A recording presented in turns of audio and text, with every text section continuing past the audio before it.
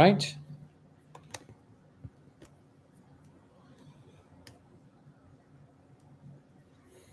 Let's go to the. Maybe we'll manage to go today to c4.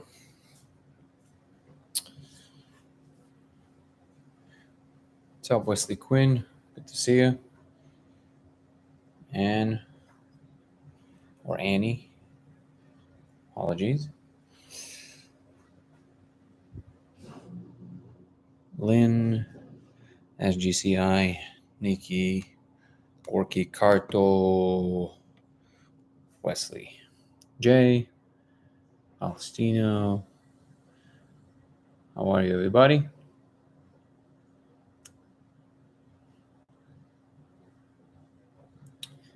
Annie Vogel. What's up, Spore Muse? Good to see you. I love that you're showing up either on TikTok or YouTube. I appreciate you. Thank you for showing up.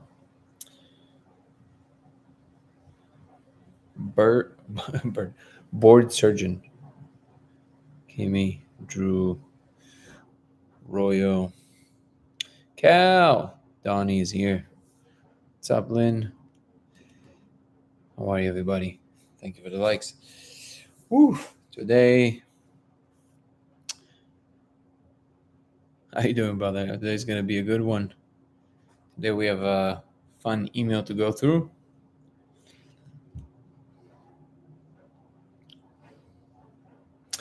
Oh, Spore Muse, I thought it was, I see now there was fireworks that you put. I thought it was like a fuzzy toy, which is adorable. Nick, DJ, board surgeon. I hope you're not bored when you're at work. Bootylicious, Kenny. How are you, everybody? Okay. Everybody have 100 likes. That's awesome. I was thinking last night, Cal is saying, I was thinking last night about two things. Water plus consciousness comment. And that was a great comment. I was actually thinking along the lines more of gravity and dark matter. I don't know if you guys know, but there's this one theory that postulates that the universe might be a liquid of a sort.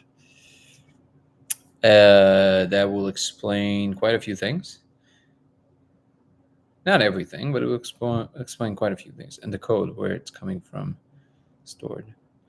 Well, yeah, I mean, in the end of the day, Cal, it comes down to technicalities, right? If you really want to explain something, you have to kind of go down to not just say water equal consciousness, but you have to explain what is it in water that contains consciousness, how exactly it propagates and behaves and corresponds with other things in the universe.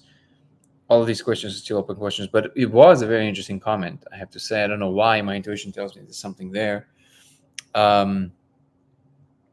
There's somebody who's been showing up for chats recently. Let me pull up the email. And he was yesterday on the chat. He goes by Polyfoci. Hopefully he'll show up today. And I'll wait a little bit to see if he's going to show up. I want to read some of his email, which I thought was very thoughtful. And I'm almost done responding to it, but I figured I'm also going to do some of the response live, which will give me the opportunity to also think of it in, more in real time. Whoa, what is that? Let's see. There we go. Beautiful.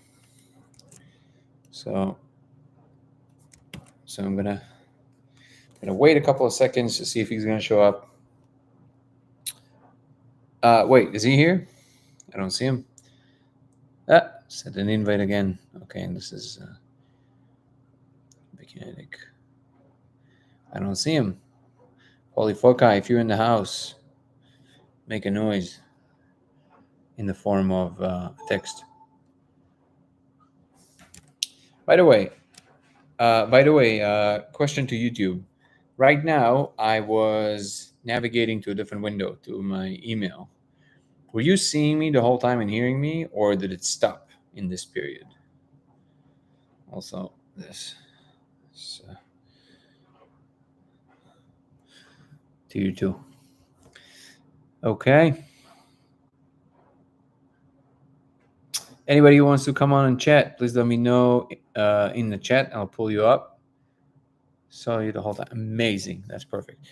TikTok didn't notify me you were live. YouTube did, though. Come on, TikTok. What's up with that? Notify people. To all the newcomers, this channel mostly revolves around the simulation hypothesis. My name is Danny, and I'm claiming to have found proof that we live in a simulation. We meet here on the daily to discuss fun topics like science, religion, spirituality, philosophy, and whatnot. Many different topics at hand. Yesterday we had a fun interaction, and one of the people in the chat, Polyfoci, and I can mention his name because he said it's not a secret. His actual name is Samuel, which is amazing and also very biblical. Also, the fact that Samuel L. Jackson. Wait, no. See, this is why I'm becoming racist. It's like that reporter that confused Samuel L. Jackson with Lawrence Fishburne. That was hilarious. But Samuel is definitely, it has some biblical connotation, which is awesome. You look like Jesus if he slayed. I'll take that as a huge compliment. So we are going to go through Samuel's email because he has something very poignant and interesting about the probability of my claim being true. And the reason that I find it a very important comment is because one of my biggest challenges to communicate my method and what I'm talking about, by the way, to all the newcomers who are not familiar and you want me to recapitulate what I'm actually proposing, I don't have a problem doing that. But if you don't put anything in the chat, I would assume that you already know what I'm talking about, so I'm not going to repeat it. So let me know if you don't. So the reason that I find these kind of comments very important is because one of the challenges is to think of it in technical terms to communicate it to the majority of the scientific community. At the moment, we're swimming in particular waters in the scientific zeitgeist that encourages a certain kind of thought. I personally like that thought. However, in the last 2-3 years, as I was diving deeper into the space of understanding of my discovery, interacting with different people in spaces that I wouldn't necessarily think I would find myself in, discovering that certain people have certain abilities that I never thought were possible, and these things were demonstrated to me, I became, well, first of all, I was humbled, but also I realized that the challenge is much greater than I thought. Because originally, when I found what I found, and I can just say it in a couple of sentences, if you project a diffracted laser on the surface while ingesting a molecule I cannot name on the live chat, you will see code running in surfaces. This is obviously the super short version of this. There's a lot more to it. As far as the specificities with how I arrived at it and what it actually means. But I thought I'm just going to find the reason as to exactly how this all aligns, how it connects to the physical world that we know. And because I have some interest in understanding in some, basic physics, I thought, okay, I'm going to dive deeper into this, use some of the knowledge of some of the people that I know that are actual physicists, ask them a few questions about the general state of affairs of the field, of their particular side of the field, and then learn how to speak the right speak, communicate to scientists what I found, and that will be the end of it. It'll be wonderful. Elon Musk is going to know about it. He's going to build some kind of a technology around it. Everything was supposed to align perfectly. However, the world had different plans. The world told me that a lot of the stuff that I previously considered to be silly is not silly. It is actually true, which is a very uncomfortable position to hold. If you ever wanted a check to your ego, that will be it. When everything you thought was true is under question. Now, I'm obviously overstating this a little bit because the truth is that in the end of the day, there are a lot of things that we do understand about the world, which is very often being downplayed from the types of communities that I'm mentioning, like spiritual communities. Scientists work very hard through a few centuries to understand the world, and we now have the wonders of it in the palm of our hands. The reason we can have this conversation on such a scale is because of this science. So I am not in the habit of downplaying the knowledge that we do have, but I am now in the habit of realizing more and more about what we actually don't know. All of this I'm saying to the effect that when people ask me a question from the angle of a more scientifically minded person, I have a a lot of sympathy for this mindset because I am one that came from that kind of worldview, and I still hold the same worldview. In fact, I think that ultimately science has to be robust enough and wide enough to be able to capture the aperture of science should be able to capture whatever in fact is true. And very often it would require certain modalities of understanding that in any particular point in time science might not consider to be viable. One of these is introspection or direct observation.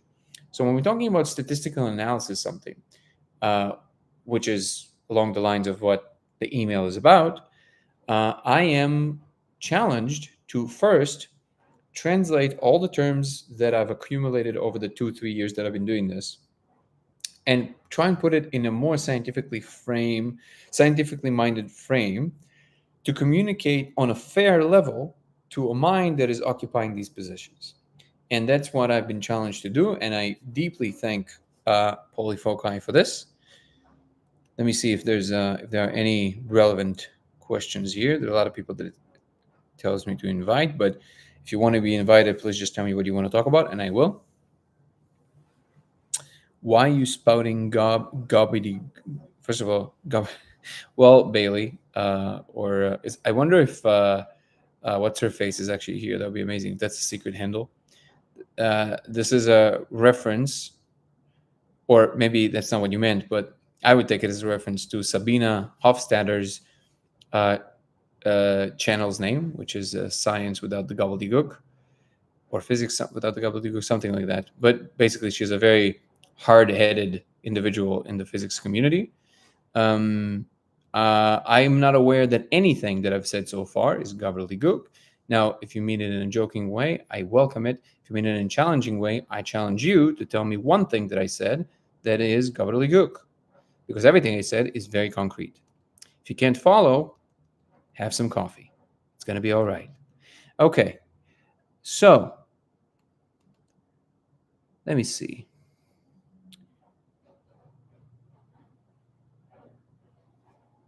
Okay, I think we don't have Polyfoci here, but in any case, I'm going to email him back with the full response. But I'm going to read you. We'll see if we go through the whole email because some of it is a little technical and I'm not sure that it's going to hold people's attention. TikTok has spicier comments. Spawn viewers, I don't blame you. Thank you. So you guys, let me know in real time, no problem. If you feel that whatever I'm reading from the email drags or feels a little dry, or if this is something that actually interests you, I can always summarize. I don't have to go through all the details. So you can always stop me in the middle and I'll notice by the amount of comments that are going through. In the meanwhile, let me start doing just that. So the email by Polyfoci by Samuel starts with, oh my God, come on. A lot of things don't want to, there we go. Hey Dan, you know me briefly by as Polyfoci, IRL. I go by Samuel, not really a secret in case you were wondering. Okay. Oh, let me actually move the phone a little bit so I can actually see the full thing. Thank you. And give me 1 second, guys. So it's not going to be as, there you go. Now it's easier for me. Thank you, everybody, for your patience. I was recently raising epistemic concerns about your work on the basis of Bayes' theorem on TikTok. I thought I'd take the time to write this follow-up email, if for no other reason than that I really appreciate your calm, rational presence on TikTok, a rarity there. Deeply appreciated. I'm not so sure that I'm that calm all the time, as my very recent comments showed, but I appreciate it. So my worry isn't really about statistics per se. It's more about the relationship between what I'll call code observation and the simulation theory and all other competing hypotheses. We know from Bayes that the probability of a hypothesis given some event, let's say an observation, is equal to the probability of the observation given the hypothesis. In other words, what is the probability of the observation you're describing if we assume that the theoretical part is true?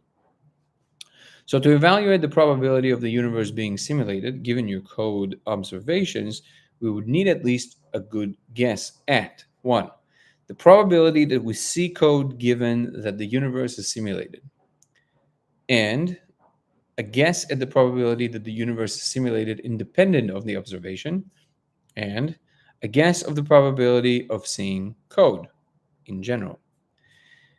If you're right, then the last part is one, obviously, but I don't know with any rigor how to begin to guess the other two. Okay, so he's basically saying that if I'm right, then point number one will be true, but he doesn't know how to start guessing the other two. And I'll remind you what they are in a moment. If pressed, I'd say that even if simulation theory is true, it would be unlikely that we would see code in the manner you describe, and that the probability of simulation independent of any observation is quite low. I would disagree with that, but we'll get to that. Though Nick Bostrom's argument, which is what I would say we should base a lot of our assumptions on, and we'll get through what Nick Bostrom's arguments are, though Nick Bostrom's arguments have certainly had an impact on how we should think about the latter. Now, I want to stress that I'm not trying to just play statistical games here. Rather, the difficulty one would encounter upon trying to play such a game really gets at the core of the worry. Trying to assign a prior probabilities in these cases is hard because we don't know what it really means to say the universe is simulated rather than not. Simulation is usually defined in reference to what is not simulated. We know dreams aren't real because when we're awake, we see the world as it really is. Without something like that to go off of, without a contrast between the really real and the merely simulated, any observation could be discounted as merely an aspect of unsimulated reality, of the physical world that we have yet to make sense of. First of all, let me make sure that everybody is still on board and nobody is. So I'm not sure that everybody are even still here. Let's see. Can somebody throw a comment just so I know that we're still on? Okay, awesome. I'm reminded of a moment in grad. Actually, they should call that instead of grad school. They should just say grad. Thank you, Biggie Deluxe. I appreciate you. I'm reminded of a moment in grad school when discussing probability theory with Tim McGrew, a prominent philosopher of science and a vocal Christian. We were talking about revisiting beliefs, and he said something along the lines of, some people are so stubborn they would consider themselves crazy before accepting that Jesus was in front of them if he was in fact in front of them. Myself and a few other students exchanged smirks and raised eyebrows. For the theists in the room, this highlighted hypocrisy. For the atheists, gullibility. Oh, I see. For the theists in the room, it highlighted hypocrisy. For the atheists, gullibility. As Hillary Putnam said, one man's modus ponens, I can never pronounce this, and it is another's modus tollens. Now, I don't say any of this to discourage you, and I hope to continue watching your streams. I just thought I'd take the opportunity to share my thoughts. All the best, Samuel. So first of all, he's still not here, right? So I would gladly respond to him in an email. I was hoping he's going to be here also for the reading of the email, but maybe he's going to be here for... how are you, Shadow? The topic is right now I'm responding to an email of one of our viewers, which you just heard me read, and I'm going to... I'm almost done responding on in the email, but I'm going to give it a few stabs, just kind of like free flow. Would like to hear his definition of a simulation. That is actually one of the points that I wanted to point out. Let me see if there's anything in my response so far that is worth recapitulating verbally. You got it, Shadow. So actually, my technical side, which I definitely cherish and like, couldn't help myself but to actually answer the question by injecting the true probabilities as I see them into the equation. To anybody who doesn't know, I can tell you what the equation is. It's a very simple equation. The actual equation, base probability, is, I'm just going to read it dryly and then tell you what it all means. It's P of AB equals P of BA times P of A divided by PB. Self-explanatory, right? So the P of AB is the posterior probability, which means it's the actual event and the question. Like, what is the actual hypothesis? What is the probability of the hypothesis itself? It equals to the probability of you seeing any effect or phenomena or whatever it is that you're claiming that leads you to believe stronger in the actual hypothesis, in this case, the observation of the code, given if the simulation is true. So it's basically the probability of the code meaning that we live in a simulation, if in fact we do live in a simulation, times the probability of us living in a simulation in general, without any attachment to any other thing that we think might lead to that understanding. All of that divided by the probability of, in general, seeing the phenomena that you're describing. In this case, seeing the code. Now, this equation is relatively easy to see how it would apply to things like trying to assess a certain new drug or some population having a particular attribute or trajectory or whatever it is, because then you're just talking about known things, out of which, let me go back to YouTube here so I can see everybody's comments. Okay. Oh, you got it, Shadow. Wait, did you change your? No, it doesn't matter.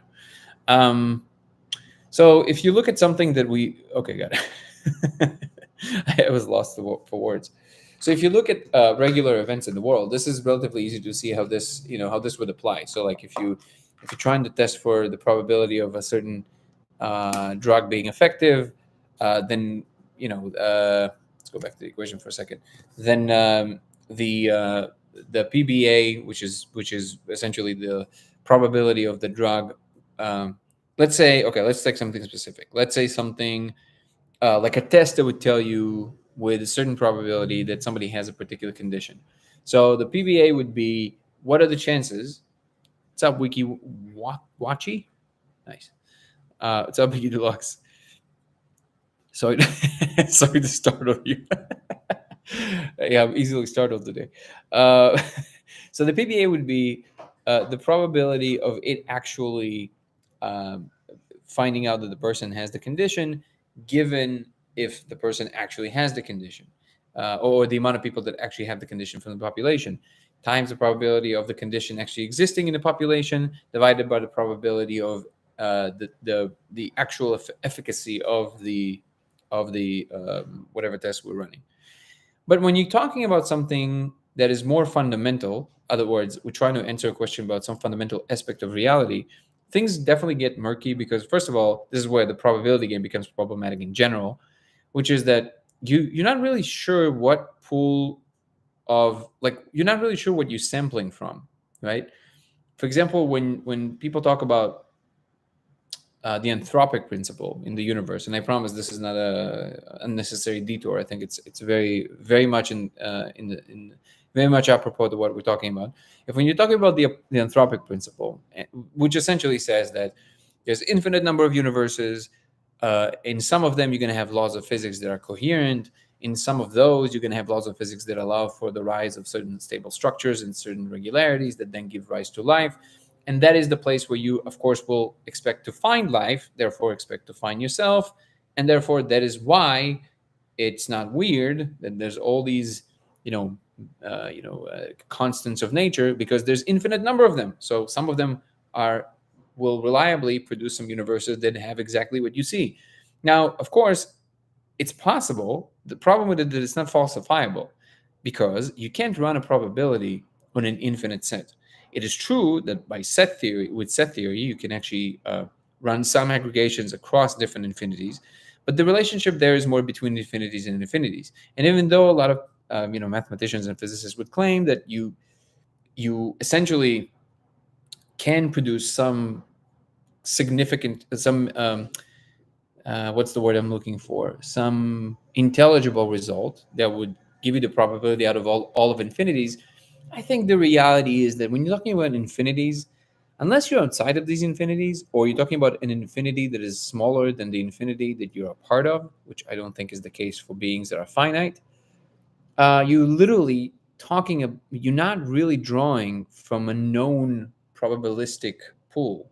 So anything you're going to say is just going to be a thing that you're trying to fit into the thing you already believe. Now, obviously, scientists will disagree with that, and they would say, "Oh, you don't know what you're talking about. You don't understand it deep enough." Maybe my intuition tells me, and again, I have some understanding of it, and I don't think you can actually talk in any reasonable way about something that you know with any amount of certainty in these spaces. The thing that I feel that people miss, before we even get into the point of what simulation actually means, the point that jumps at me more than other points here, which is that this is exactly what I'm talking about, that modern science tends to rely on the measurement uh, tools a little bit too much and de-emphasize the direct experience element almost to zero. And there's this very widespread belief that you can't really trust an observer, and this is why you have to verify things with independent tests by all kinds of clever ways of testing the hypothesis. When it comes to something, the observation of a person, usually a double blind would be a good way of measuring that. In other words, the fact that the person who is going through the test, whatever it might be, does not know uh, what side of the binary that we're trying to test they're landing on. In other words, they either get a placebo, for example, with medicine, or they get some medicine that actually works. And the double blind means that even the researchers don't know.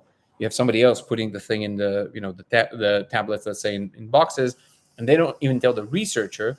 And that is designed this way so the researcher doesn't inadvertently inject their own bias into the study without even noticing it, just by their behavior. Maybe there was like a little smirk on their face and they didn't realize, because they had the knowledge, and the knowledge sipped through their behavior. So this is how far we actually thought to try and nullify our biases. The thing here, which is the thing that I will never get tired pointing out, maybe one day I'll get tired, I don't know right now, but not yet, which is that it eventually rests on another portion of the human experience. If a person wouldn't be experiencing a disease and then therefore getting better because of either placebo or any other pill, because we know what it's like to be sick and we know what it's like to get better, that is the connecting point for us, because we have that experience, that if we have enough of other people that we observe having a certain kind of reaction, we assume that something is more effective than not. Okay, and this is where a statistical probability analysis of something would be relevant, because what you're trying to see the efficacy of something over a population.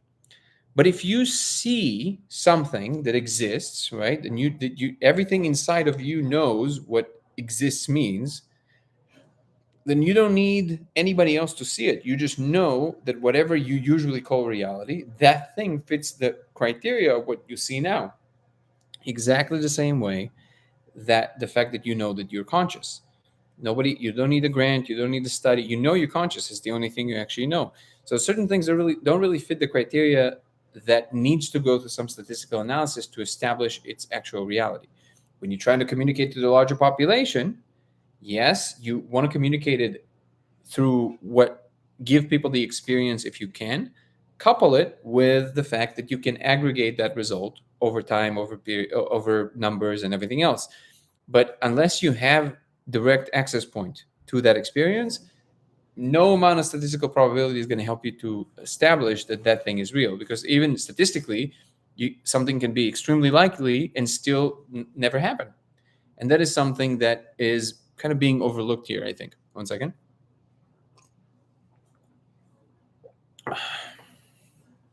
So a few comments, and I want to address at least some of them so I don't get too lost in my own thoughts.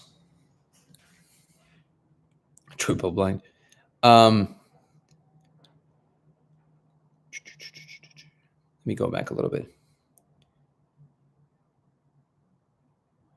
Like gluten-free. That's very funny. Alternative and parallel universes, possibly, yes. Being the one. Wait. Because I was ranting for quite a while. Shadow, are you saying that alternative parallel universes, we can deduct probabilistically that they exist? Is that what you mean? Being the quantum alternate. vibrational frequency. Science is relative because it is influenced by the observer. Okay. Thank you for the gift, Biggie Deluxe. We need triple blind studies because who funds the studies impact? I absolutely agree. This is why independent research is very important. Who funds the study? Sperm user studies are not science. Wait. Reducing or inducing the effects placebo by limiting the controls.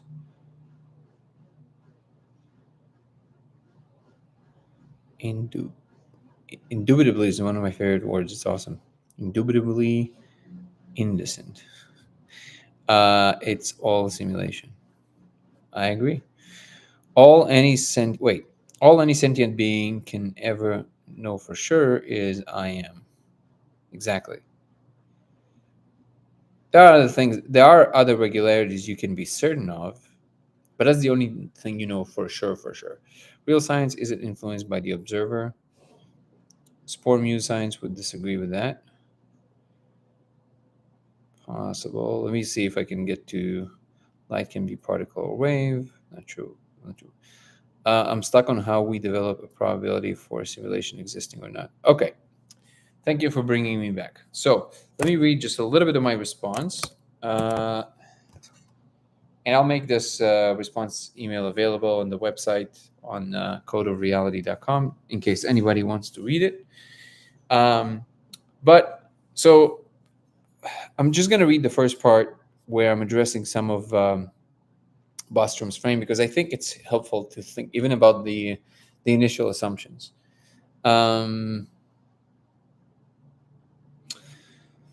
So I'm saying let's first deal with Bayes' theorem directly. In fact, I will do you one better, and I will not assume I'm right. I will assume only the likelihood of all the elements that contrive Bayes' equation as I see them. So the PA, in other words, the probability that we do live in a simulation, considering Bostrom's frame, A, simulating environments is possible. We know this with 100% certainty because we can do it repeatedly. B, computational power grows following Moore's law. The Moore's law part actually doesn't really matter. All that matters is that we can clearly see improvement in computational power happening on a regular basis, which puts it at a very high probability that this trend will continue into the future. B1, I would add a subpoint here that Bostrom didn't use in his argument, but I think he should have. The universality of computation that Turing discovered says that a Turing machine can compute and simulate any classical algorithm. Expand that to a quantum Turing machine, and you have yourself a strong theoretical framework through which to consider the probability of simulated universes. We know it's possible to simulate spaces. We know that quantum computation is possible. By extension, we know that quantum Turing machines are possible. So now we just need to go to Bostrom's third key assumption, which is C. If you grant that both of the previous options are possible and plausible, you are now facing the final logical step that if we don't destroy ourselves, then we will keep advancing our technological abilities, which will undoubtedly allow us to simulate more and more convincing environments, which you can already see with things like Unreal Engine, for example, which will mean we will absolutely create environments that are indistinguishable from our regular space.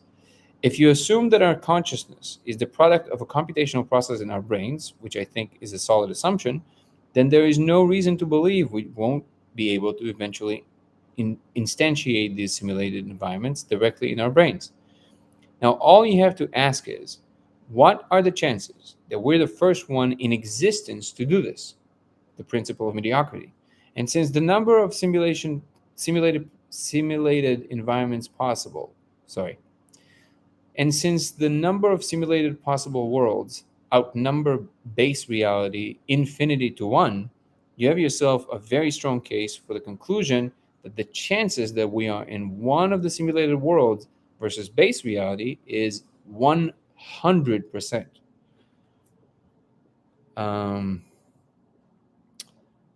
Perfect Stranger saying, I don't remember our conversations. It must be from different frequency. Alan Turing, yes. Shadow. I'm just pausing here to see if I haven't lost anyone. So essentially, all I did is I recapitulated Nick Bostrom's work in a few paragraphs. You guys can look up. Bostrom wrote basically an article that became very famous, in which he made all these points and more. Most of his emphasis was actually on the 3 reasons as to why he think we might not be in a simulation, but he basically eliminates them one by one. And they eventually kind of land on this conclusion that, yeah, like most likely we live in a simulation. Yeah, so it's a very high likelihood. What is interesting, I will pause here to just say, how does the code prove? Yeah, we'll get there. The code by itself does not prove that. I want to make it very clear. So one of the things I find interesting is that there's this little move that people's minds make, and I don't even think they realize. You would hear, very smart people kind of go over, recapitulate this entire thing I just said. In other words, they show that they understand Bostrom's argument. And then they would say something along the lines of just kind of like brush off the possibility. They're like, yeah, see, they basically decide that it's not possible we live in a simulation. And then they use Bostrom's argument to emphasize that, look, even though this sounds very plausible, we know we don't live in a simulation. So this is an example of where, even though you can logically arrive at a conclusion, reality will still tell you something else. But that is literally begging the question, because you just decided it's not the case. You have not proven where the case is flawed, or you have not provided any counter logical evidence that there's a better argument to be made. And one of the things that I think really nails this assumption to the ground is that we only make probabilistic assumptions about things you have to root them, you have to attach them to something that you know for sure. And the first 2 points, we know for sure. We know that it's possible to simulate environments. We know this for sure because we're doing it. You know that computation, whatever it is, grows in power every year. And the pace doesn't matter. If it's going to happen in 1,000 years, it's still going to happen, right? And we know it's not going to be 100 years. It's probably going to be 2 or 3 years. So now, but the time frame doesn't really matter. So it's based on 2 very strong things that we know are for sure possible. And if you look at things like Unreal Engine, if you look at what Meta has achieved now with VR, where they solved the skin problem, which was the main problem with the VR spaces. So it looks completely real, or close enough. And this is we didn't even start, right? Now all you have to prove, which we don't know for sure yet, but I don't see any reason why to doubt it, which is that you can make the brain believe that the actual signals that it usually receives from the external world are coming directly from the inside, and make it believe like it's coming from the outside. In other words, if you can use an advanced version of Neuralink, you will undoubtedly be able to mimic the signals you usually get from the outside and create a completely fake world. But I would say that the fact that somebody is experiencing it makes it not fake. That's the whole point of the misunderstanding about the use of the word simulation to mean fake, which it doesn't. But that I would say that because you have these 2 very strong points, unless you can somehow argue that, the only way that I see to argue against that is to say, well, maybe we are the first one in existence, which would be a very weak argument, the same way that it would be a very weak argument to think we're alone in the universe just because we haven't seen anybody, because we do know the size of the universe. So the chances that we are such a fluke that, and I think that people who maybe postulate this, they don't fully grasp the size of the universe. I think even if the universe was the size of the galaxy, it would still be kind of difficult to argue that it's possible to have such a fluke in such a space. But no, there's billions and billions of galaxies in the universe. So this idea is just untenable. Like it's not a real point, right? But so you either argue this, which is of course a no-go, or you argue that there are reasons as to why civilizations will decide not to simulate spaces, which is actually something that Bostrom talks a lot about in the paper. But those are the only way to deal with this problem. 2, let's see if it's even worth getting into this, because maybe I can just. So, okay, I'll read you some of it, and then I'll stop before I go into the points that I didn't finish. So, we're still talking about the Bayes equation. The second part of the equation would be times the PB of A, which means that the probability of the code being real if the simulation is real. In other words, what are the chances that you would see the code if the simulation hypothesis is real, right? I sound like Carl Sagan. Guys, you're too good for my ego. I'm not going to be able to pass through doors because my ego is going to be too fat. But I appreciate the compliments. I really do think Carl Sagan was one of the last great communicators. I know Neil deGrasse Tyson is making an attempt, but no. Okay, PEB of A. So again, the probability that we see the code for real if the simulation hypothesis is real. So the only paragraph I'm going to read is the only relevant one from which I will expand. I said, here we have the central point. The probability that if we observe code, will imply that this means we live in a simulation is in fact completely unknown. And I would claim, let me correct this, and I would claim it's unknowable.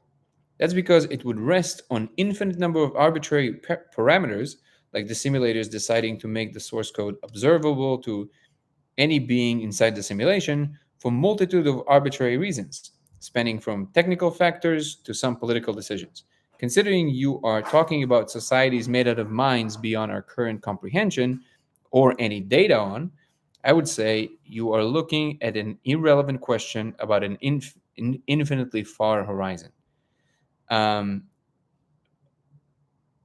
But what saves us here is the direct observation. The reason I'm saying this is the central point is it's a classical case where by looking too much at statistics, we forget that the real world is always louder than any statistical analysis, which is always my central point, which is the thing that I previously, if I have to be honest, would not accept either, because I always considered the tools to be more important than any individual that is experiencing something. And it is a very humbling experience to have a moment in my life where I have to reconsider something because I've learned something new about experience. But at the same time, it also gave me compassion and understanding of how difficult it is to see the truth claims validity if you yourself did not have any entry point to the experience itself. One of the things that it made me very aware of is that when you have a certainty about what you believe, which is something I'm always saying to religious people, all the stuff that you're talking about, that God touched you or Jesus, you found Jesus, whatever it is, I'm not saying it didn't happen. I'm saying if you don't have compassion and understanding that maybe some people did not have this experience you've had, then you're not fully grasping the size of the possible space of experiences in the world. And I realize this applies to everything. You know how we sometimes look at social media. People are arguing about everything with so much certainty. And sometimes people, little adults, that literally cannot comprehend how the other person does not understand what they're saying, that to them is so obvious. And I realize that unless the person had some experiences related to this thing that you're trying to prove or talk about, there is no amount of information you can tell them that will get them on board with fully accepting it, even if they want to. So even if you have people like Terence McKenna, who are just, true like genius orators, like as far as I'm concerned, he was the best speaker of all time. Okay. And he could paint with words, and you listen to him, and there's just something that draws you to the content of what he's saying. But if you listen closely, a lot of the propositions, they're so outlandish, they're so out there, that to me, for example, somebody who was very interested always in what Terence had to say, until I had certain experiences by myself and I saw it and I verified it, later I realized that it doesn't matter how beautifully he spoke, I would never be able to truly accept the truth proposition of these claims until I had some entry point to the experience. And this is where I think that where science has to understand that everything we do in science at the moment, it's all part of a fragmentation of different kinds of experiences that we already have.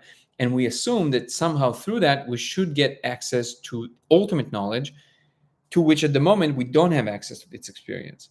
And then on the other side, you have the other extreme of people who believe that just because they experience something, it automatically means everything else that they believe, which is also not true. Which brings me to my own world and to Kel's question about how does the code prove that we live in a simulation? It does not. And in fact, I have to admit, it took me some time to understand that the reason I'm convinced that we live in a simulation is not the code. I had a lot of other data points combined together with the code, including the fact that I was aiming towards understand this larger model, aiming towards trying to find out if there's a way that we can actually verify it, not just me personally, but share with other human beings. And when you have this commitment to try and do something and any part of it pans out, well, first of all, you know you're on the right track to some degree. Then there was a long gestation period of maybe a year plus where even though I saw the code, I was like, wait, what does it mean? What does it mean? What does it mean? Does it mean we're in a simulation? And I would always ask this in the space. And it's only after quite a few experiences in which they kind of, straight up showed me. In other words, looking back, all the signs were there. But at a certain point, they're like, okay, like I don't know if they were assessing me psychologically, so I'm not going to fall apart, which is a rational concern. Eventually, they just showed me, like, here it is. Yes, you are. And I have to admit, I talked about this before. It does do something to you. It feels like a gut punch. You're like, oh, difference between thinking about it and knowing it for sure. All of that, even with all of that, and this is why I always say, the only thing I know for sure at this point is that someone else, intelligent and conscious, is there. Not us, or, a lot of people would like to say, no, it's all one. It's all one. I disagree with that. Okay. I ultimately at the top, yes, everything is one, but our human one is one of many ones. Okay. It's clear to me that whatever is in the molecule space is so alien that if you think that that's one with us, I don't know what you're talking about. And what's more, I don't think you know what you're talking about, or you haven't really encountered them. They are so alien to what we are. Their emotions are alien. It's not us. Okay. So now that's a very important point to emphasize, because I think there's this overemphasis right now on this like idea that we're all one, which I do believe that the human matrix is one and we are part of this one, but there's many, many, many other ones. So depending on what level of conversation you want to have, if you want to say, look, I understand that there's all these other ones, but all I care about and I ever will care about is the one that part of us. Completely acceptable. But if you want to say, no, there's what I'm talking about, that's the only one, you're wrong. That simple. You're wrong. Also, a principle of mediocrity. Think about what is the probability that it goes you, humanity, and the next level up, God. What are the chances of that? In the infinity of existence, what are the chances of that? Is it not the most narcissistic possible thing you can think, right? So if you're talking about the one, I assure you that's not the case. There's a lot of layers. Now, what is the validity of this information and how do you weave it into everything that we understand, both in science and spiritual terms? I don't know. I think this is the conversation that is evolving. But I think constantly remembering to remain humble from like what you truly can understand is a very important component of the larger understanding. So all I can say without feeling that there's some kind of a disjunction inside of me that tells me, whoa, you overstepping a boundary of what you can say with certainty. All I can say is that I know for sure that there's more than this. I know for sure that there's another civilization and they're right a layer above us. It is not even clear to me truly if they're actually simulating the space or they're just tending to the simulation and maybe they just found it and realize how to work it. All of these things are not clear to me. I would say that the word simulation is, if you understand what simulation actually means, is the closest thing to what it would be. In other words, words, they're inert, right? They don't really mean anything until we attach some kind of a meaning to them. But the meaning in the center is a real thing. So like the thing that we're referring to is a real thing. The conceptual framework is essentially a network of relationships that we're referring to when we're saying a word. So it's not that words are just interchangeable and that's it. The language is a very complex structure that allows us to communicate meaning. But the meaning part in the middle is real. It's more real than the words we use. It's more real than the physical world. And we can get there, but that's a whole subject all by itself. But the important thing to acknowledge is that, do I know that we live in a simulation? I would answer it's a complicated question because you have to understand what the word simulation means. All it means is a simulated environment based on a computational capability.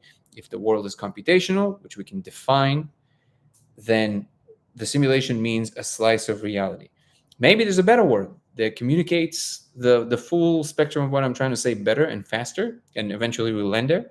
But it's important that we eliminate the amount of certainty that people have about any proposition, while at the same time remembering that we have to say something to start the conversation. So I couldn't go in my videos in the beginning and start, unpacking every single concept. Now, nobody would listen, right? If so, like, I have proof that we live in a simulation, it's catchy. And I'm trying to get attention. I'm trying to get attention to communicate to other people, to communicate to scientists. There's a certain game that social media, that you have to know how to play. The social game you're playing in the space of ideas, right? It has to be quick. So I can't go, we live in what we call a simulation, but a simulation is a computational environment. Like, I can't say that. Nobody's going to listen, right? So this is the beginning of a conversation, and then we're unpacking it. So do we live in simulation? Yes. It's just that the definition of the simulation part is very important. And the details of truly unraveling what's going on, as I say in my first video, I believe that this is a discovery that we're all going to make together. The human mind as a collective will make that understanding or that discovery as a whole together if they stop, throwing dirt at each other and just blaming each other, basically everything. Okay, let me see some of the comments. And it seems like there's quite a bit. So let me go through them real quick. Welcome to all the newcomers, by the way. If you haven't figured out so far, this chat is mostly around the simulation hypothesis. And today we're discussing an email that was sent to me by one of the listeners. How are you, Patricia? Abby, Gabriel, good to see you. To Retron Max. Oh man, I missed a lot of great comments. So let me see. Here we go. I think. Oh man, wow, there's so many comments. Okay. Okay, I think I got there. Here we go. Okay. People get stuck on a feeling real. That's why each Neuralink. Okay, I agree with that. There we go. Scrolling, trying to go as fast as I can, guys. We may be able to narrow the code theory. Everything is encoded: DNA, physics, nature, patterns. How are you, Tretron Max? Really good to see you too, brother. Yeah, I agree with that, Kel. And the more general statement, I guess, is that you can use the word code to denote an operational order to do something, right? And in that case, everything you just said about DNA and the nature patterns and physics and everything else would exactly be true. You want to talk about it? How are you, Matt? Yeah, Torture and Max, you can always come on, no problem, if you want to talk about it specifically. You met Terrence? What's up, the business? Gabriel, you met Terrence? Oh man, for real? I gotta hear about this. I gotta hear about this. So this is the next point of conversation. The second that we done with this point, Alan Watts was a pretty amazing speaker too. He was. I agree. There's something about Terrence's ability to maneuver through sentences in a way that you will never guess how he's going to end them. That was a lot more entertaining for me. But Alan Watts was definitely a very powerful speaker. Both had a very addictive relationship with the substance. Isn't it funny? Deutschland Max. Only my mother can call me. Wait. What? I missed it. Thank you, the business. Uh, Reading Terrence's book revealed some things. Abby said, "What kind of things? Share." He stayed at my dad's house for a few days. Dude, what? Okay, you're a legend. I want to know all about this. You know I'm writing a movie about him, right? So I need to know the details. The juicier, the better. Trapping into the muse allows us to receive our predetermined gifts. I like this way of thinking. Is that from Terrence? Why Patricia Matt Killing it says if light has no speed, wouldn't that change the way we understand reality? Yeah, but light has a speed to an external observer. Light does not have a speed from the perspective of itself, according to physics, of course. We don't. I mean, we're not light, so we have no idea. What's up, Mandalov's Cakes? Good to see you. Jolly Green Joshi. I love that handle. I love that I have regulars here that saying hi to each other. This is awesome. Reality changes according to being observed. Ones and zeros, that would be like we're one with our Facebooks. Well, actually, you know what? That's actually probably the closest analogy I can give to like what it would be like. So this is your Facebook profile. This is your interface in the multiversal internet, essentially. I think you misunderstood the double slit experiment. Matt killing it. Many people do. We talked about it the other day that it's quantum mechanics. I know it's you guys are limited to the length of the comment, but come on, you gotta give a few more words just to see what you mean to say exactly.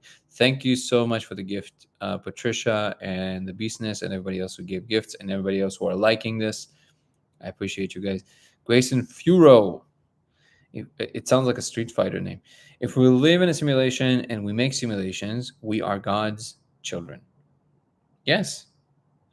There's one, then we as humans are 0.0001. Yes. Even more, I would say. Merkaba reminds me of vectors of the vectors you saw. What vectors? I would love to know what you mean. I think I know what you're referring to, but I would love to know what you meant. Mandalov's Cakes. I have a feeling I missed some good stuff in the conversation. Patricia, all I was doing is I was reading an email by one of the listeners, Polyfoci, and it was a great email, and I haven't finished responding yet, but I was reading his email and some of my response, and I will make both his email and my response available on the website on codeofreality.com. And I might even share some of these things in other outlets, and I'll share them when they're ready. Once again, I think you misunderstood the double slit experiment. Internet, outer space. So, and again, I know TikTok does not allow for too long of a conversation on the comments, but if you can, and this is to everybody, Matt Killing It, this is something that I know it's difficult to do, but if somebody misunderstands something, maybe we can actually help them understand. And I feel like that would be an even better use of our exchange. Internet, outer space, more than that, internet multiverse, I would say. If we were speaking of that ripple effect, like where there, sentient AI. Wow. Even the entities above us say that there are levels above them, and they are the themselves seeking source still. Exactly. The granularity Warsaw? What does that mean? Not talking about that. Once more, words. Okay, let me get to some comments that are relevant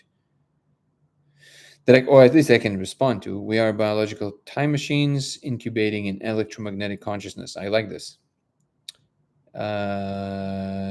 Abby, I can send you a list of books later. The books won't help because each person reading the book would have their own perspective, which will be looked through the lens of their own already internal agreed upon axioms of the world. So the only way that we can influence each other's minds is first of all, show the other person that we understand what they're saying and why, and then we can give them our convictions. Sending somebody a list of books is definitely not a way to communicate, I believe.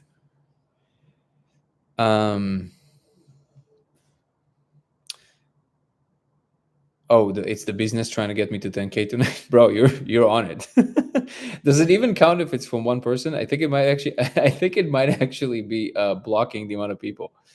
But I really appreciate you. Abby Small, what is the experiment? Please don't just say quantum mechanics and CIA. Please. Oh my God. There are too many to list and they're not named. Okay, guys, so let me help clarify this. I followed you, but there's just too much information. Please. Code is not proof of sim, but you believe it's proof of logical beings above them wanted to see. My brain is still catching up. Okay, so, and I caught up. Hopefully I didn't lose too many listeners by doing this. I have to find a better way. I probably should find a moderator and then have them send me the most relevant comments. But for now, I'm here alone with this and I enjoy reading your comments, so let's go.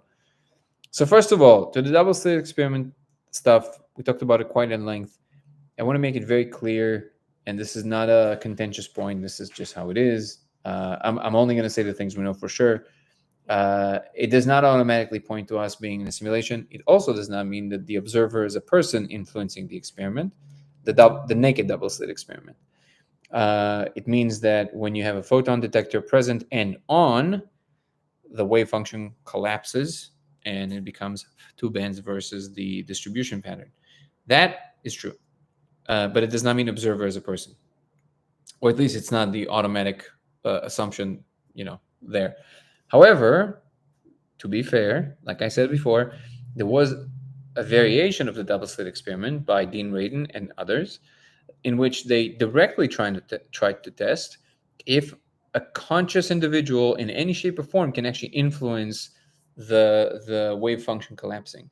What they found is even more interesting than anybody thought. First of all, the answer is yes, and they corrected for it by many different variables, and you can look it up. Dean Radin, I think it's Radin, double slit experiment, and it's probably his whole lecture will come up about it. It's probably 1 hour long. It's supposed to be, and he's a mainstream scientist. The other thing that came out of it that was very interesting is that you could have a degree of influence on the double slit experiment, which was unheard of in the quantum world. In other words, you could have the wave function kind of collapse and kind of not, which is depending on how much influence, how much attention the people who were supposed to be paying attention to the double slit experiment were exerting. So that is to settle that little conundrum. If one believes that the original double slit experiment proves that consciousness influences it, that is not the case. However, there are later tests that prove that or show that it is very plausible that consciousness in fact does influence it. So it is still a contentious point. And wow, we got to see in remote viewing. This is awesome. To the point of why I think the code means we're in a simulation, the code coupled with a lot of the, thank you for bringing me to this point, Cal. The code coupled with the fact that, well, they showed me. So either you believe them or you don't, but it's not just that. It's so first of all, what is clear to me is that the world, whatever it is, at the bottom is computational, which is not a new idea, very old idea. And because it has this nature of computation, you by necessity, because of the Turing principle, universality of computation by Turing and the idea of Turing machine, a Turing machine is essentially can calculate any logical algorithm possible, okay? Which means that you can basically render anything. That's really what it means. And there's something called the quantum Turing machine, which is an expansion of that idea that you can do the same thing with quantum effects. So quantum logic, which means you can do more than one logical operation at once. You can have superpositions influencing the states, every step of the writing on the quantum film. In other words, you can absolutely have infinite variety of content, which would definitely code for anything that is possible. And because we know consciousness is possible from a first observer principle, we know for sure because we have it, we know that by definition, this logical statement about the universe is true, and this statement, this fact about our experience is true, and somehow our experience exists in whatever the world is for sure, because we're here, right? And because of these two things, you can easily say with a very high degree of certainty that because the world is computational and because we know simulations are possible inside the computational space, you will for sure end up in a space that is, like a subspace of other subspaces of other subspaces. I'm not even sure that the idea of base reality makes sense, to be honest. I don't even know how you're going to begin talking about that. I don't think there is a base reality. I think it's just all one big computational system. And it's not, and it's maybe hard to parse because most people probably think of like, well, what do you mean? It's like a computer? Well, no, a computer is just executing the functions of computation. So computation is the real thing. Computer is like a subsystem that executes computation. And in the infinite space of possibilities of quantum Turing machine, you would be able to produce any kind of experience. And on top of that, the nature of what I'm observing in the molecule space is very clearly technological. Now, this is something that most people would agree on, but somehow recently this point was kind of being thrown under the rug. And a lot of people that are more from the spiritual community are doing these molecules, and they keep saying things like, I feel like they're importing their own belief system into it, but it doesn't really reflect what you see when you're in the molecule. The molecule is extremely technical. There's like one thing that you don't really expect if you expect to see like, automatically like angels and things like that. It feels a lot more like a very advanced civilization. It doesn't feel so much as like what you would define like divinity or things like that, right?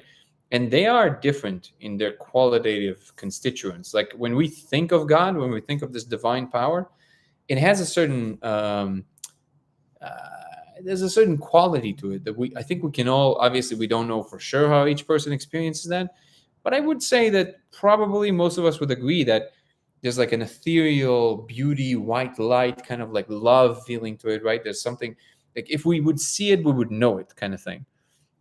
And of course, we can be wrong about what the real God is, but I think that what we most of us mean by the word is some kind of ultimate goodness that in the presence of you feel completely embraced, completely loved. There's a rapture. There's like a that, right?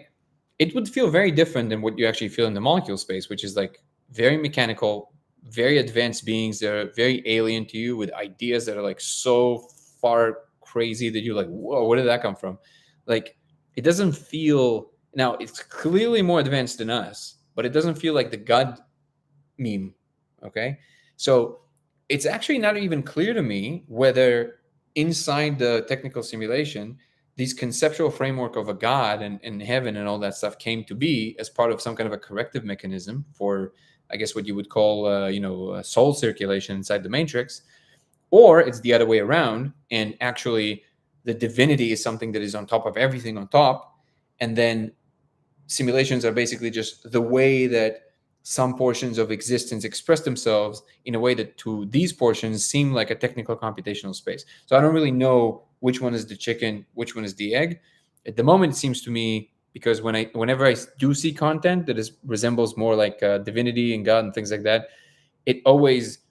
So one of the things that happened to me after I made the discovery and a few months into the experience, which is something I'm talking about in my in a video called The Console. If you go to Dango Thoughts, to all the newcomers, and you watch a video called The Console, I'm seeing this computer console that opens up for me 100% of the time.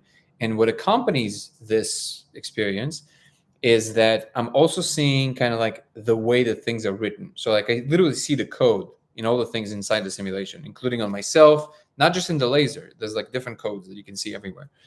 And the reason I'm saying it is because when I do see this, what you would call, divine or the other side, or all this stuff that we believe from folklore, when I see these kind of, imprints, they always have like code running through them. Like they always more like this is written, this is a computer code. So it seems to me that all of that framework is inside the simulated environment. But the reality is that it's actually technological. It's like an advanced civilization that kind of made this system. And within it, it made this belief system that we all believe in.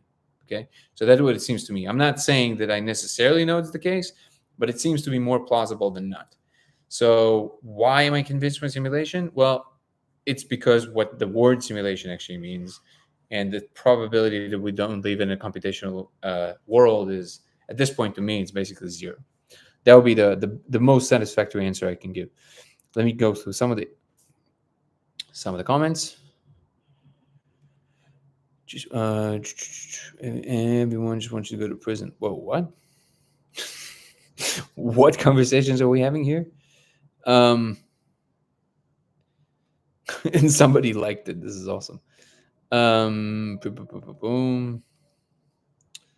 Oh wow, I went way down. Okay, way up. I mean, what do you mean by soul cycling within the matrix? I mean that you either have a situation in which you have God or the one or whatever it is at the top, right? And then you have God runs like infinite simulations for whatever reason. And one of these simulations looks and feels like ours. In our local pocket of space, you have this like seeming technological signature, whatever it is.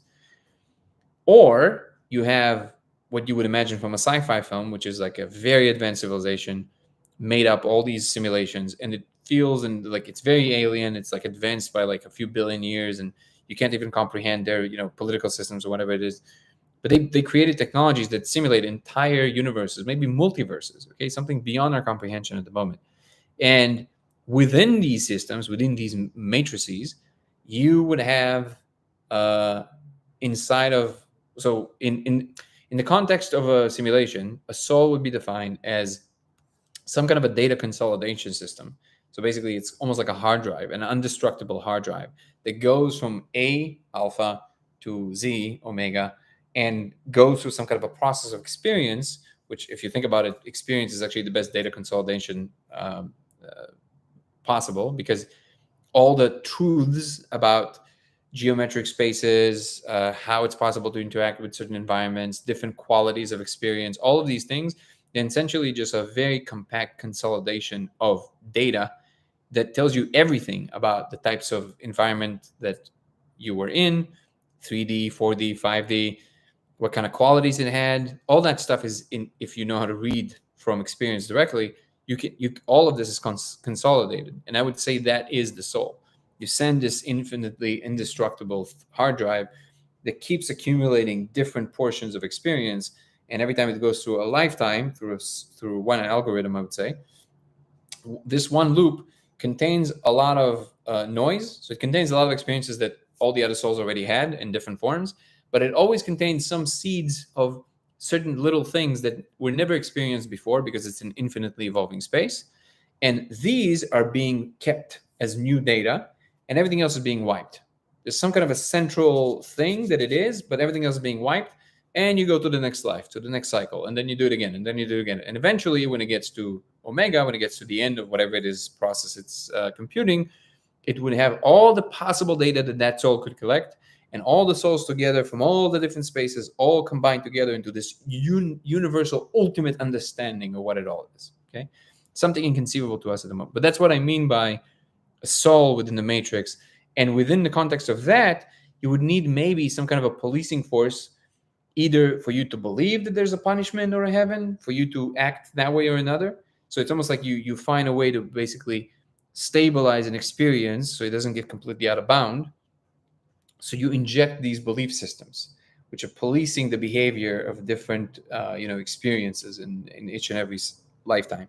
And that's what I mean. So like the idea of the heaven and hell is something that was basically injected into the system, so you have something to either aspire to or steer away from, in order to not make the whole simulation fall apart. Because if every single conscious soul that has any free will within any environment, and again, I'm not going to get into the free will conversation right now, but to the extent that it can feel that it has free will, if you just let it do whatever, and that's part of the system, then it might actually make the system unstable. And this is why you're introducing these two walls of heaven and hell. That's the idea. You young soul. Wait, you sound young. Said by Happy Smell. And I love that you have a lollipop as in your... What do you mean by so? Okay, let me see. Almost like the short story by Andy Weir. Well, yeah, there you go. Dude, the business for the win. Hey, baby. It's a much better answer than everything I just said in the last 8 minutes. Like the egg story by Andy Weir. You're absolutely right. Okay, let me see. Oh, you can give him the 1 second, everybody. I'm gonna give our puppy his mat.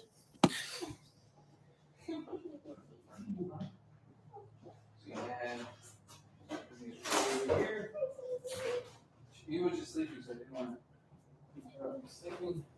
So it's still a little wet, but this one. Do I need to come up? Is he? Do you mind if I keep drying this with Arcos as well? Should I take him off? Yeah, he poops, but definitely would be a good time.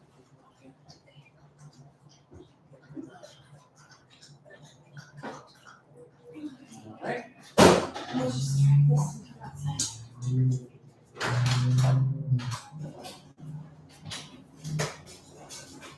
All right, we're back.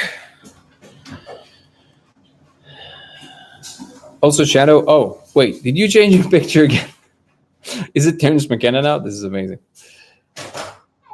Wait, 1 million. You mean 1 million likes?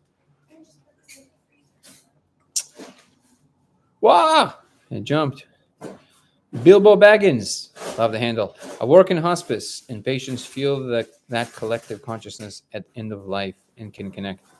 I agree. I also think that we feel it more, all of us, because we're essentially going through something that I guess you would call an awakening, and we all experience it in different ways.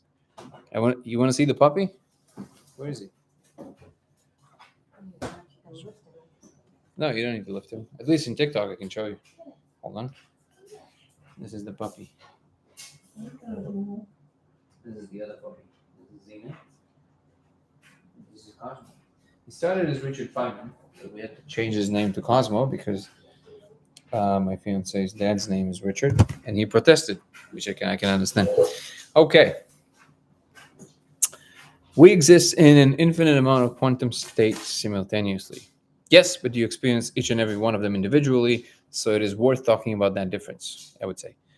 Sometimes they get to choose to come back. Interesting. That is interesting. I've worked with hospice patients as well and have felt their soul lift out of the room after passing over. Okay, that is wild. That is wild. The source, everyone. You should use the thing because it's already on him. No, come on. All right, cool.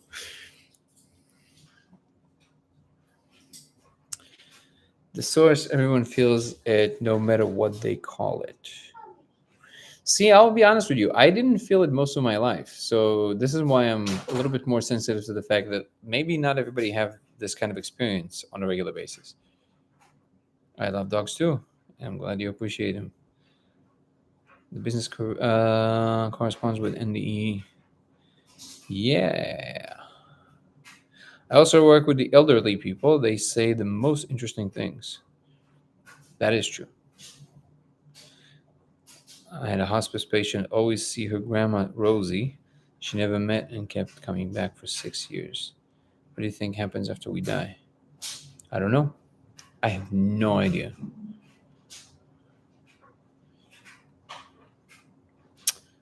I do think that there's a lot more than the physicalist perspective might have us believe.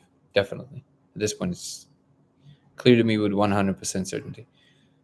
But when you felt the source, you knew what it was, right? Even if you can't describe it. I don't know if I ever felt the source. This is the thing. So, like, I've had experiences in which I've had like one consciousness with everything, and on the other molecule, not the other, the other one, the God molecule, I did experience this complete, like complete dissolution. And when I was coming back, when I could make anything out of it, it felt like that was kind of like the architect. But still, to me, through my filter, it did not feel like what you would describe as the source. It just seems to me like, I don't know, it feels so clear to me that even though you might have access to it, the real thing, like the one that is way, way, way up there, it's as far to them, the ones that we maybe consider as the God, as it is to us. It's almost the same distance. That's how much, not that much further from us they are in the grand scheme of things. I thought she was crazy, but her uh, daughter told me she had a Grandma Rosie that she never met. Wait, but she knew she had a grandma. The fact that she never met her doesn't mean that she didn't know about her, right?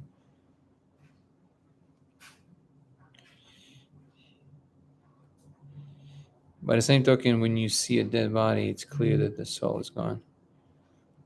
That is an interesting point. I'm a facilitator. If you want to feel source, it's an option. Yeah, that's what I was referring to. So I'm telling you again, as someone who had a lot of experiences in these spaces, more than most people in the world, I'm telling you that to me, it does not feel like what you would call the source. Or maybe we have different definitions. So it's not clear to me that it's that straightforward. They did about, and also I would say to you that you have no way of knowing that it is the source. Just like I don't have a way to know that they're the actual simulators aside from when they tell me. Even if the source gives you the feeling that it is the source, you still don't actually know if it's the source. You don't really know. And the only thing that you can say is like, well, no, you just know. I understand what you're saying, but no, you don't. That's exactly the point. That the only relevance it has is on a functional level. There's something that it's like to be in the presence of the source and live out of that space, and there's a certain behavioral pattern that comes out of that, and I think that is actually the corrective mechanism. But if you're interested in the truth statements, the truth of it is that no, you don't know. That is the truth of it. They did a body weight study on patients right before they died and right after, and they kept getting the same difference in every patient. Well, let me read it again. Bill Baggins is saying they did a body weight study in patients right before they died and right after they died. And kept, I see. So like the weight of the soul, so to speak. I don't think that is true. I mean, if you want to share on the DM the actual study, I would love to read through it, but I would submit to you that it would be impossible given the tools that we do currently have. That would be impossible. Because the difference between weight distribution in every given second of an actual living thing fluctuates constantly when you go to the measurement of the very fine. So I don't even know how they're going to begin to make that distinction in a case where, in order to have all of this apparatus for the study, you have to be ready for somebody to pass on and then to have everything in place. That is not the FDA would not approve this. So like I have hard to believe that that's an actual study. Maybe you read a title, like an article somewhere, but I doubt that was real. But again, I'm always open-minded. So if you want to send me the study, I would love to read it.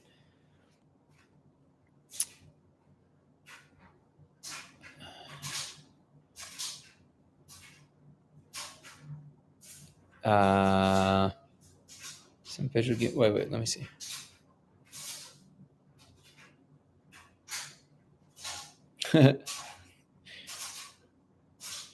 They try to measure the soul.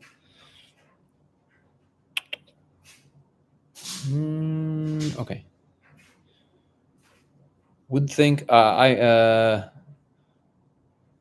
I'm a Caris saying, how are you, by the way? I would think source would have to choose, to forget, to experience, Yeah, I just feel like we are a little bit too fast on like we're jumping the gun a little bit there with thinking that we actually have an understanding of it.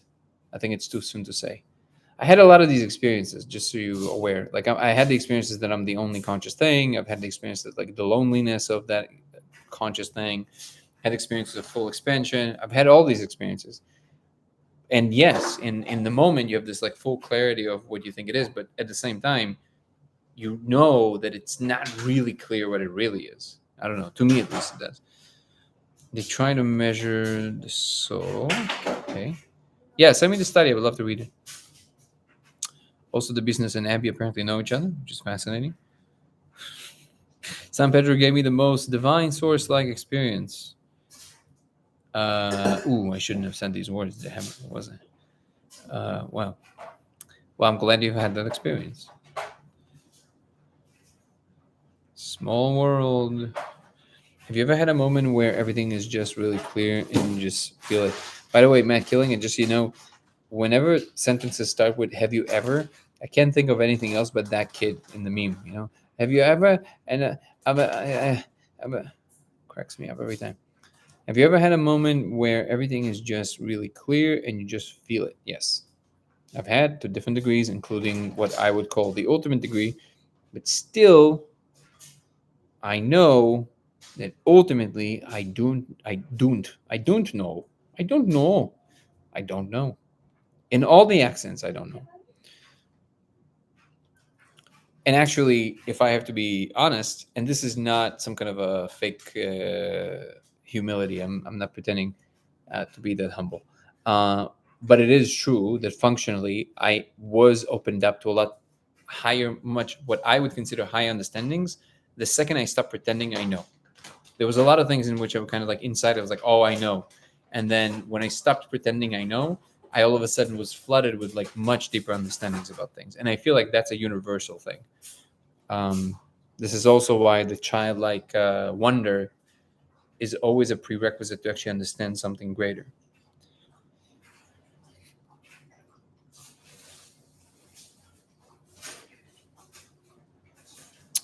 To the something. FDA didn't exist yet.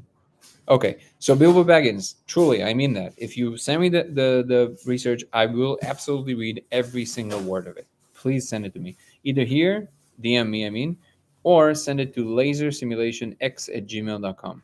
Bilbo Baggins, again, lasersimulationx@gmail.com. I would love to read the study. And if I see that I've, you know, went too far with my convictions here, I will be the first one to admit it, and I will give you the full credit for it. I feel everything is one thing, and we all combine together in the end. But I'm a weirdo in the meantime. No, I think that is true. I just think that where that in the end is not where people think it is. That's what I'm saying. Like I think that what people imagine at the moment. This is my conviction, and I can be absolutely wrong, of course. But here's my conviction at the moment, and I'm always open for revision. But this is what I believe at the moment. This thing that most people believe is that one is that, oh, like we're all one. Okay, that is not it. That is one of many, many, many, many, many that ultimately somewhere up there in a place that we can't fathom combines to the one. It's a coordinate difference.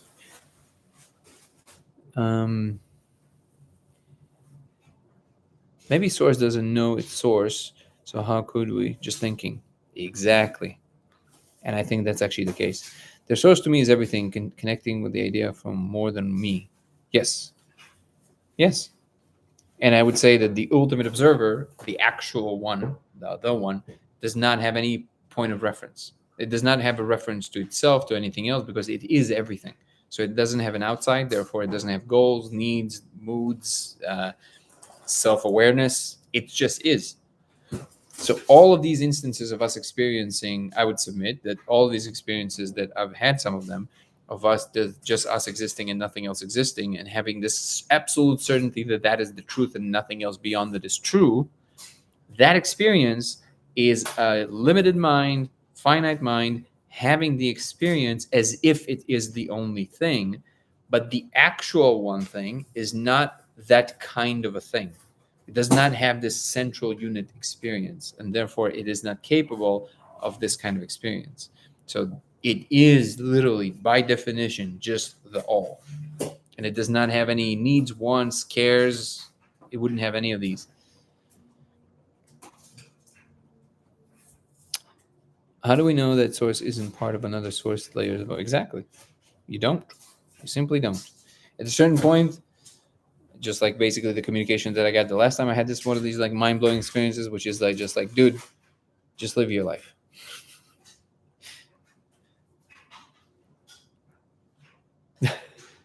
My fingers dust. Thanks, man. I really appreciate you. I wonder if it happened. What if you get to 10,000, all of a sudden some kind of a portal opens for everybody in the chat? That would be insane. I know only that I know nothing. Again, overkilling it. I love this. I love the spirit, but overshooting it. I know only that I know very little. That's the only thing you can say with certainty, because you definitely know some things. You're not. Thank you, everybody who are on the clicking phase. If everybody else helps with the clicking, maybe the business and the business today. Oh, my accent is on mode demonstration. Patricia and the business might have fingers in the end of this chat, so everybody can help them. Just tap. I can tap. Here you go. I'm gonna join the 10K portal.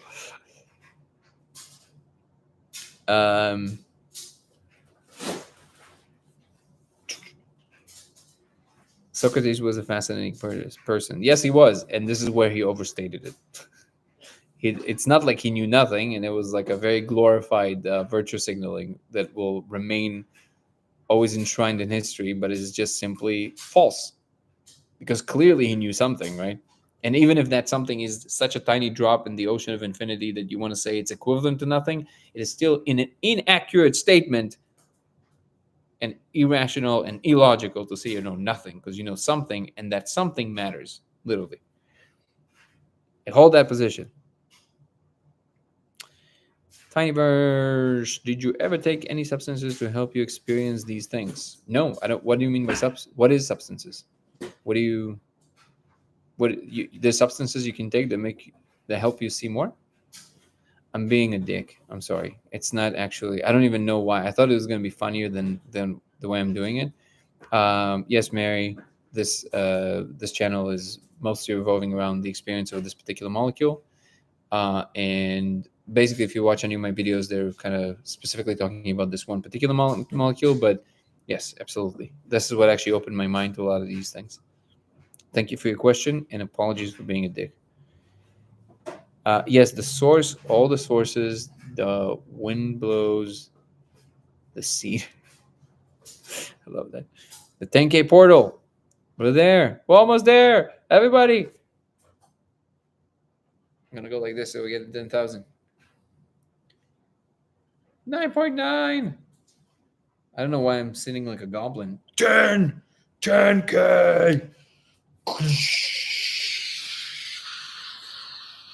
Whatever, just literally evaporate. Thank you, guys. Thank you. All right, now let's get to 1 million.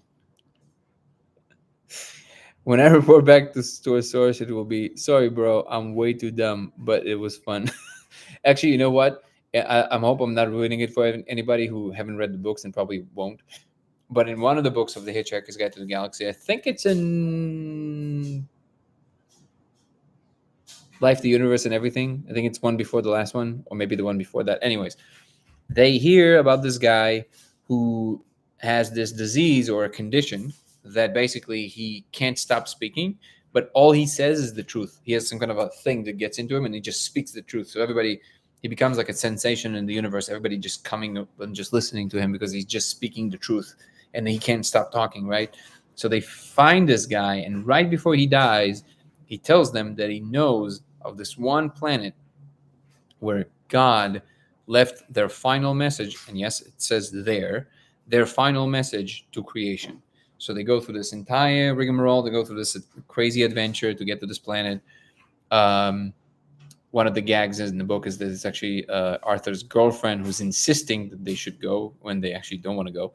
But I mean, that was just a funny little fact there. But anyways, they get to this final place, and on the mountains, and this is where, sorry, if you guys don't want to know it and you just want to read it, just go like this or go la la la la la, because I'm going to tell you what the message was. And the reason it was so superb is because there's a whole buildup of like, what is this final message to creation by the creator? And then you go, come on, how are you going to, like Douglas Adams, the writer, right? You go like, dude, you just bury yourself into a hole. How are you going to deliver? You build this hype around this thing. Like, what can you possibly put the message as to deliver a gag, a joke, whatever it is that will actually be worth this entire journey, right? And then they get to it.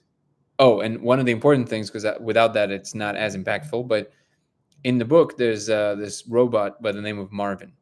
And Marvin is the smartest thing in existence as a fact. There's nothing smarter than Marvin, but he's also the most miserable one, which again is, Douglas Adams' genius on describing these things. Basically, he's the smartest thing and the most miserable thing. On the way, when they're already on this planet, they meet Marvin, who they didn't see for like a book and a half. So he was gone from their lives for a while. And they meet Marvin, and he's like falling apart. And what Marvin told them is that he was back and forward in time a few times, which means he is now I forget the exact number, but a few times older than the universe. So like maybe he's, I don't know, 12 times older than the universe itself, because he went back and forth in time. So here you have a creature, a being, a conscious being that suffers more than anyone in existence. And he's the one that was chosen to be 12 times older than existence itself. So he suffered 12 times more than he needed to. And he gets to this final message with them. And the final message to creation from them is with burning letters on the mountains. And in the book, they kind of go letter by letter. All right, I'll get to it. The message is, sorry for the inconvenience. Which is, your message, Cal, is not that far from the truth. It's just in reverse, which is amazing.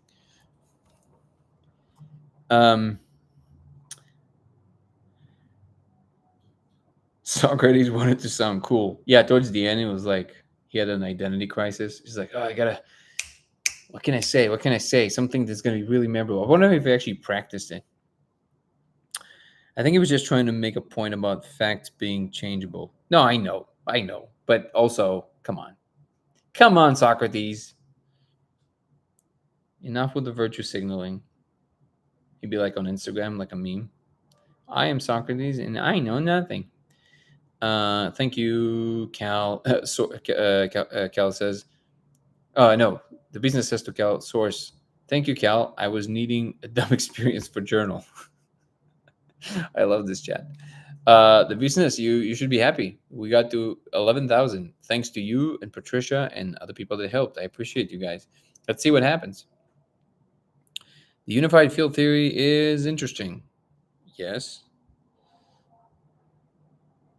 It is. It is. Well, quantum field theory is the best game in town at the moment, but they can't tie quantum gravity. Ooh, by the way, I just saw an interview on Kurt Jaimungal's channel, The Theories of Everything, with this physicist woman who...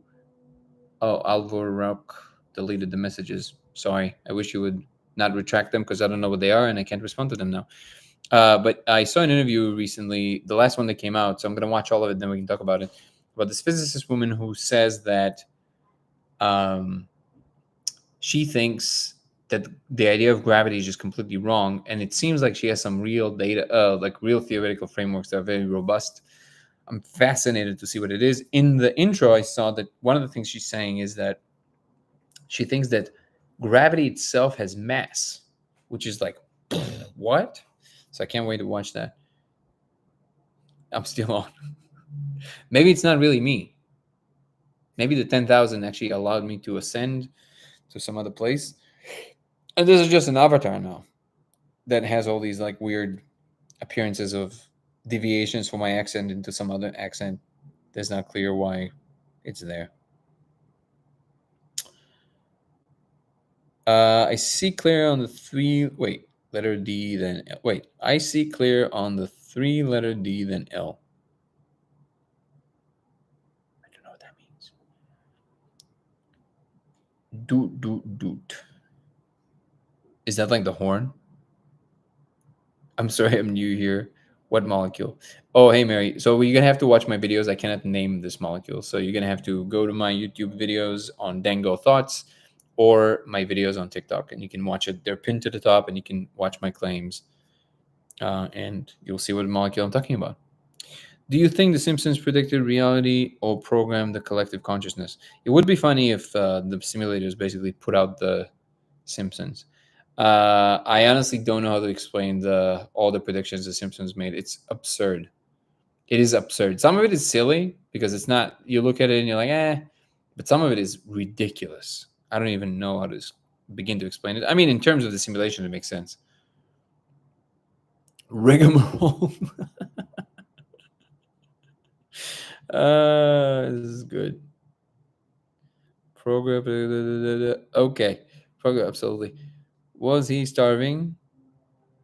Well, his name is Marvin. He's a robot. He doesn't need to eat. Or you're talking about something else. Time to reread Douglas Adams. Absolutely, always. Read all the five if you haven't read them. Read all of them. They're it never gets boring, it never gets dumb, it never gets old. They're all amazing. I will say I was such a fan that I read the sixth one, which was finished, well, written by somebody else. Douglas Adams's family basically charted this writer, which was a huge mistake, who was a children's books writer. And he wrote a book called, which is technically supposed to be the next iteration of The Hitchhiker's Guide to the Galaxy. And it's called And Another Thing. Because I was such a fan, and because I don't know, my OCD, I guess, I couldn't put it down. But it became very clear after less than a chapter that this book is so dumb. And also, it's literally like somebody's telling you a joke they don't understand. You know that feeling? Like it's he's trying to mimic Douglas Adams's brilliance by like making all these like quirky connections, but Douglas Adams's brilliance wasn't in making these quirky connections or just spewing what on the surface seems like nonsense. It's that in the end of each cycle, in the end of a sentence, in the end of a paragraph, in the end of a page, in the end of a chapter, and in the end of a book, and in the end of all the books, literally it's like a fractal. Like you read the sentence and you go like, wait, what? Oh, right. Oh, and then the same thing happens to you in the end of the sentence in the paragraph. Like it's crazy. He was so brilliant. And then here's somebody who's trying to mimic the style, but doesn't have the actual understanding of what the style actually was, making. So it was the worst experience of my life. It's called And Another Thing. I don't know why I'm repeating it right now. Do not read it. Do not buy it. It's horrible. And in fact, it gave me an idea that when I retire and I have enough time and I'm just sitting in, some hammock somewhere, I might give it a stab and write the sixth Hitchhiker's Guide book that was supposed to be there, and it will definitely include Douglas Adams himself, a dog. Arthur gets a dog. His name might be Cosmo. We'll see. And it will also include the laser and everything else. So we'll see what happens. But that's going to be way later in my life. I did one time write a short little story that I sent to all my friends who are Douglas Adams fans, and they all died. If you want it, I'll send it to you. Just DM me and I'll send you the thing, and you'll tell me. You'll be the judge if I'm qualified one day to write the sixth Hitchhiker's Guide to the Galaxy. Do you think the collective can be programmed? Absolutely. To execute, but not to, not to. It's not like you're going to know in advance every single thing it's going to do. That would fly in the face of the whole point of the simulation.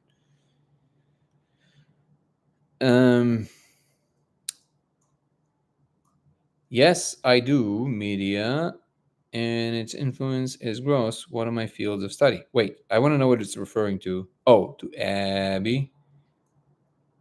Do you think the collective can be programmed? Oh, media. Yes. Okay. I went way further with this point than I should have. Amicary did a much better job. Yeah, this is where my words are done. I find communication facilitate. Wait, what? Okay, a few more comments, and then clearly there are two main three-letter molecules. Oh, I see. One with a D and one with an L. Am I stupid? No. I am stupid. Trust me. Right now, especially, my brain is like done. Time to ascend. It's been good conversation. Thank you. Love QD7. And I think you're right. I think it's time to go. My brain is done. Enjoy your journey, right? Night. Good night, everybody.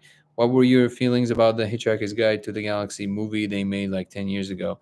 Obviously, you can't really fold the entirety of all the greatness of all the five books into the movie. However, I don't know if you know this, but in the movie, The Hitchhiker's Guide to the Galaxy, as opposed to any other movie renditions of famous books, Douglas Adams himself was actually involved in helping write the script and the execution of the film. He was part of the production. So they gave it their best shot. And because he was involved, I enjoyed the movie. I think, and by the way, the narration of the books, aside from the first one, who was done by Stephen Fry, was also brilliant. Kelsey personally really loves the first one because of that. But and even though Stephen Fry is one of my favorites, the actor who plays Arthur in the movie, he's narrating the last 4 books, which I really love because he's so good at like all the little Anyways, I'm a huge fan. If you haven't noticed, it's amazing. If you want my little short crazy story, feel free to DM me. You will get a hint into how absurd my brain gets sometimes. Dan, join too late tonight. See you next time. Yes, Muffin. Good to see you. It's usually at least sometimes between 5 and 6 p.m. Pacific time. So good night, everybody. Love, peace, everything else. And we'll see you tomorrow. Ciao. And good night, Facebook. Survive another one. Love you guys. Have a good night.